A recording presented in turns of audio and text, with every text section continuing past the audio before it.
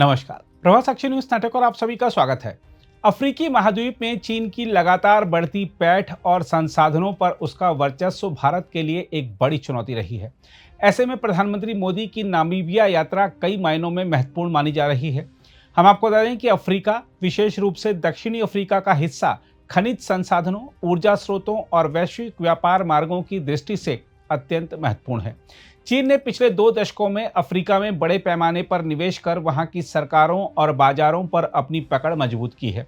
भारत के लिए यह आवश्यक हो गया है कि वह चीन की इस रणनीति का प्रभावी उत्तर दे और अपने पुराने अफ्रीकी साझेदारों के साथ नए संबंधों को सशक्त करे।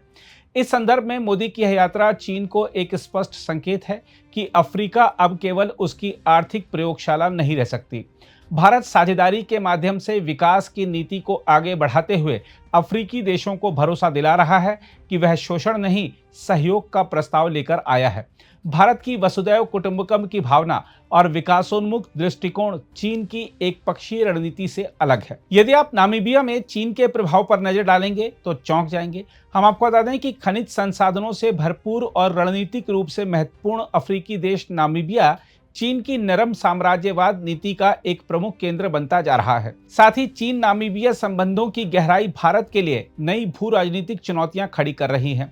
हम आपको बता दें कि चीन ने नामीबिया में आधारभूत ढांचे जैसे सड़क, रेलवे, सरकारी भवनों, बंदरगाहों और अस्पतालों में भारी निवेश किया है। इसके तहत बेल्ट एंड रोड इनिशिएटिव यानी BRI के अंतर्गत नामीबिया चीन से बड़े पैमाने पर ऋण ले चुका है। साथ ही नामीबिया की राजधानी विंडहुक में बना चीनी दूतावास अफ्रीका के सबसे बड़े दूतावासों में से एक है, जो चीन के रणनीतिक इरादों का संकेत देता है। इसके अलावा नामीबिया यूरेनियम, लिथियम, कोबाल्ट और अन्य दुर्लभ खनिजों का धनी देश है। चीन ने यहाँ कई खनन कंपनियों में प्रत्यक्ष या परोक्ष हिस्सेदारी हासिल कर ली है। उदाहरण के लिए रोसिंग यूरेनियम माइन और हुसाप माइन में चीन की प्रमुख उपस्थिति है। साथ ही चीन ने नामीबिया की सैन्य बुनियादी संरचना को समर्थन देने के साथ साथ राजनीतिक तंत्र पर भी प्रभाव जमाया है। नामीबिया की सेना को चीनी हथियारों और प्रशिक्षण से लैस किया जा रहा है। भारत के लिए चीन नामीबिया संबंध क्यों चिंता का विषय है? यदि इस सवाल का जवाब ढूंढें तो सामने आता है कि भारत को अपनी हरित ऊर्जा नीति और सेमीकंडक्टर निर्माण के लिए लिथियम और कोबाल्ट जैसे खनिजों की सख्त आवश्यकता है।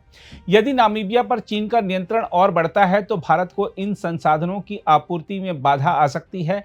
यह भारत की ऊर्जा और तकनीकी आत्मनिर्भरता के लिए खतरा है। इसके अलावा भारत लंबे समय से अफ्रीका के साथ ऐतिहासिक और भावनात्मक संबंध रखता आया है। चीन की आक्रामक कूटनीति और आर्थिक लालच के चलते यदि नामीबिया जैसे देशों पर उसका प्रभाव बढ़ता है तो भारत की साझेदारी आधारित अफ्रीका नीति को झटका लग सकता है। साथ ही नामीबिया जैसे देश यदि चीन के प्रभाव में अधिक आते हैं तो ब्रिक्स, G77, NAM और अन्य दक्षिणी सहयोग मंचों पर भारत की आवाज को चुनौती मिल सकती है। गौरतलब है कि चीन इन मंचों का उपयोग भारत को रणनीतिक रूप से संतुलित करने के लिए करता है। इसके अलावा नामीबिया के वॉल्विस बे बंदरगाह पर चीनी निवेश के संकेत मिले हैं। यदि यह बंदरगाह चीन की नौसैनिक रणनीति का हिस्सा बनता है तो यह भारत की हिंद महासागर रणनीति के लिए चिंता का विषय बन सकता है। देखा जाए तो चीन नामीबिया संबंधों में बढ़ती गहराई भारत के लिए एक स्पष्ट संकेत है कि अफ्रीका में उसकी उपस्थिति को और प्रभावशाली बनाने की आवश्यकता है। भारत को केवल आर्थिक सहायता या व्यापारिक प्रस्तावों तक सीमित न रहकर अफ्रीकी देशों के साथ दीर्घकालिक साझेदारी, सांस्कृतिक संबंध, शिक्षा, स्वास्थ्य और रक्षा सहयोग के क्षेत्रों में भी निवेश करना होगा। यदि भारत को ग्लोबल साउथ में नेतृत्व बनाए रखना है तो उसे अफ्रीका में चीन के हर कदम का संतुलित उत्तर देना होगा। माना जा रहा है कि प्रधानमंत्री नरेंद्र मोदी की नामीबिया यात्रा भारत अफ्रीका संबंधों के भविष्य की नींव को और मजबूत करने वाली साबित होगी।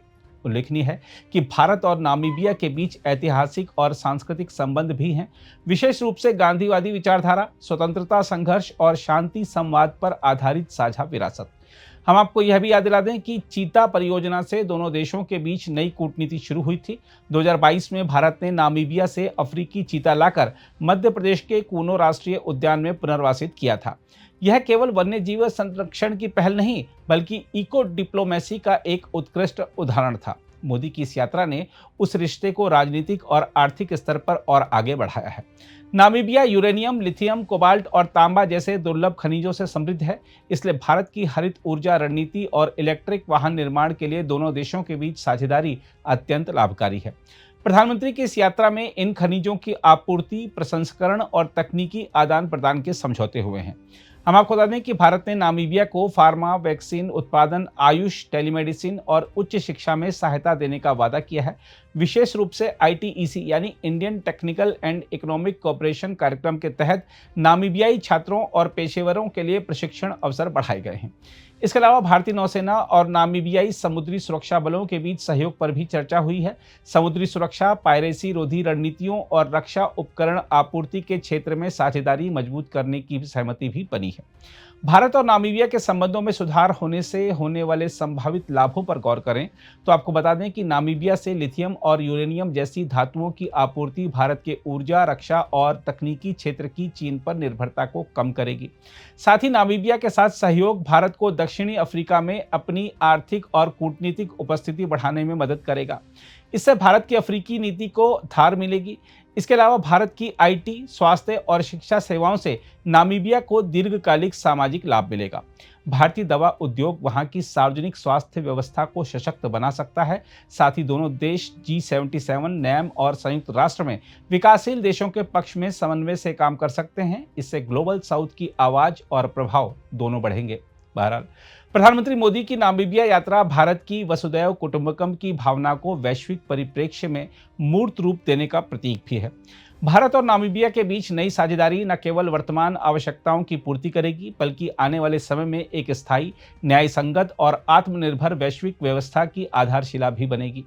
इसमें भी कोई दो राय नहीं कि चीन की आक्रामक नीतियों के बीच प्रधानमंत्री मोदी की यह यात्रा अफ्रीका में संतुलन स्थापित करने की दिशा में उठाया गया एक बड़ा कदम है।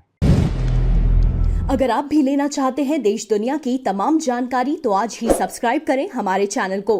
साथ ही नीचे दिए बेल आइकन को जरूर दबाएं ताकि हर अपडेट आप तक पहुंच सके।